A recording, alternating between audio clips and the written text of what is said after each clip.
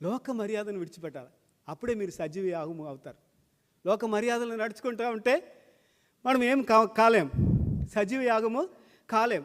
అందుకే మొదటి యోహానులో మనకి ఉన్నది 2వ అధ్యాయంలో 16వ వచనము, శరీరాశయు నేత్రాశయు జీవపు డంపము కదా, జీవపు డంపము మనలో ఉండకూడదు, డంపము ఉండకూడదు కదా.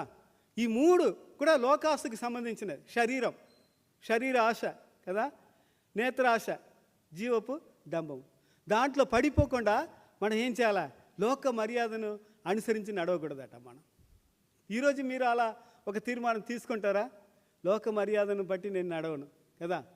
లోకంలో పార్టీ ఉంటుంది, ఆ పార్టీకి వెళ్తే మనం ఏం చేయాలా? వాళ్ళు నడిచినట్టుగా మనం నడవటానికి లేదు.